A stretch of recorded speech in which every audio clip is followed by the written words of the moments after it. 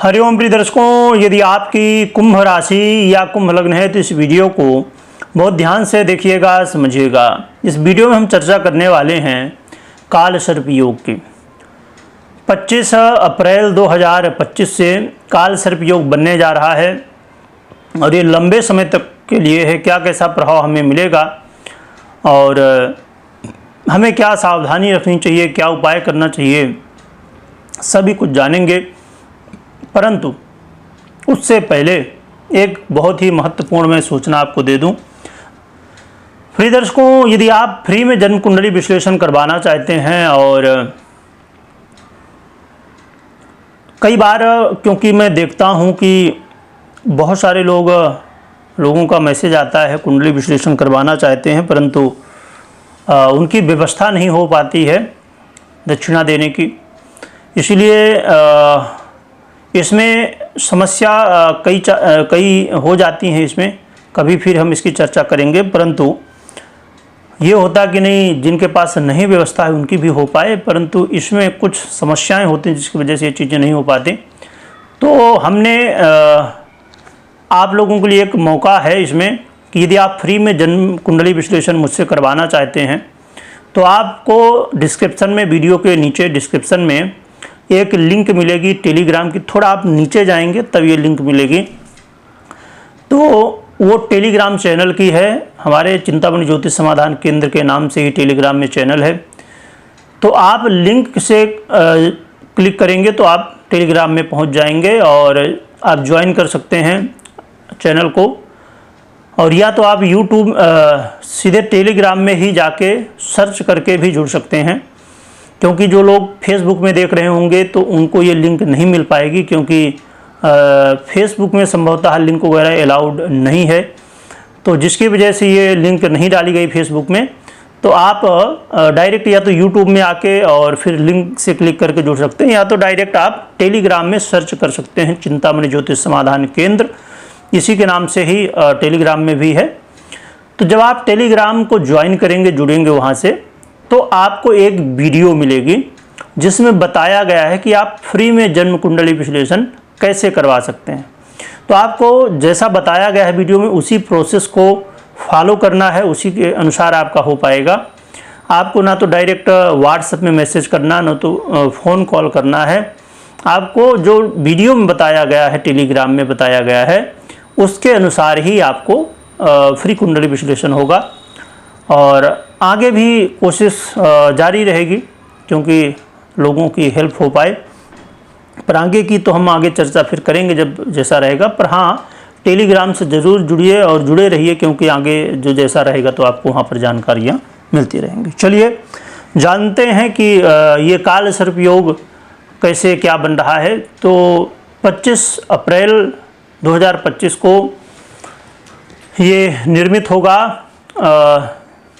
और 23 जुलाई तक ये काल सर्प योग बना रहेगा, जो कि आप जानते ही होंगे कि अलग अलग काल सर्प योग होते हैं। तो ये कुलिक नामक काल सर्प योग है। 12 तरह के काल सर्प योग होते हैं मुख्य रूप से। वैसे तो आप डिटेल में जाएंगे तो 144 तरह के आपको काल सर्प योग मिल जाएंगे। बाकी और भी डिटेल में जाएं तो इसमें बन सकते हैं, परंतु मुख्य रूप से 12 होते हैं। तो कुंभ वालों के लिए कुलिक नामक काल सर्प योग बनने जा रहा है। आपके धन भाव में राहु हैं और आपके अष्टम भाव में केतु महाराज हैं। तो इससे ये कुलिक नामक काल सर्प योग बन जाता है और इसके क्या प्रभाव होंगे वो हम जानेंगे। परंतु एक छोटी सी 2 इसमें शंकाएं हो सकती हैं लोगों को, उसका क्या समाधान है, कैसे हम समझ लेते हैं। प्रिय दर्शकों, क्योंकि आप जानते ही होंगे कि कुछ समय पहले यानी कि 29 मार्च 2025 को शनि देव ने मीन राशि देवगुरु बृहस्पति की राशि में प्रवेश किया था और राहु भी यहीं पर गोचर कर रहे हैं।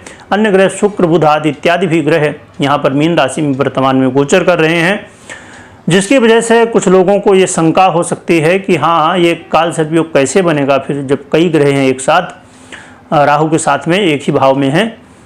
बिल्कुल बात ठीक है, परंतु इसमें जब आप थोड़ा गहराई में जाएंगे, क्योंकि आप जानते हैं कि पूर्वा भाद्रपद नक्षत्र के चतुर्थ चरण में शनिदेव ने गोचर करना प्रारंभ किया था 29 मार्च को, उससे पहले ही 16 मार्च को शनि देव से पहले ही राहु ने 16 मार्च को पूर्वा भाद्रपद नक्षत्र के चतुर्थ चरण में गोचर करना प्रारंभ कर चुके थे।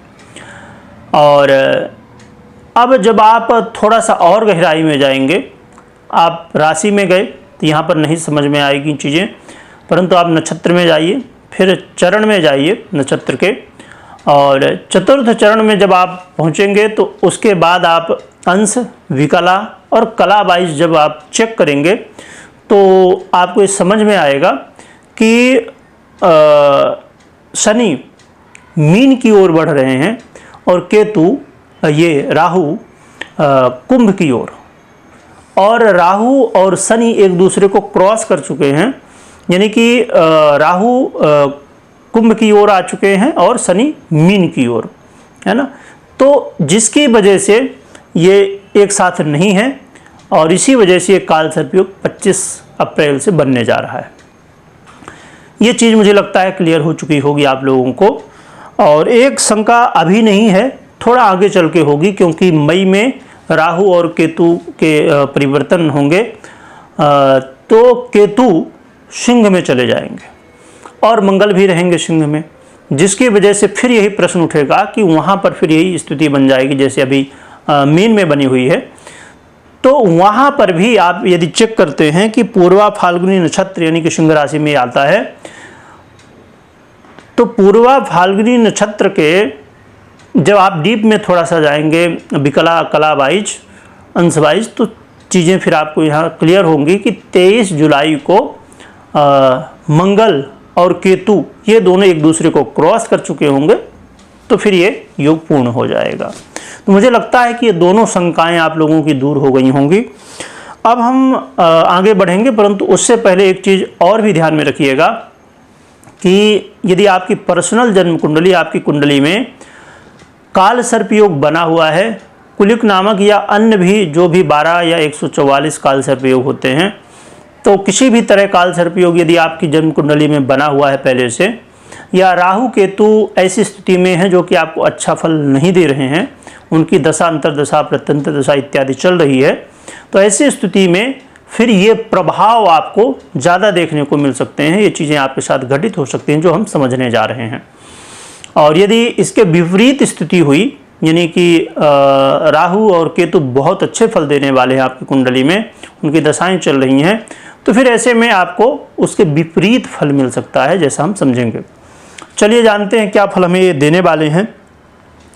तो देखा जाए तो ये जो राहु का प्रभाव है और केतु का प्रभाव, ये काल सर्पयोग का, इसमें सबसे महत्वपूर्ण होगा आपके लिए कि आप अपने वाणी में संयम रखिए, क्योंकि वाणी ही सबसे महत्वपूर्ण है और वाणी से हम बहुत कुछ करते हैं।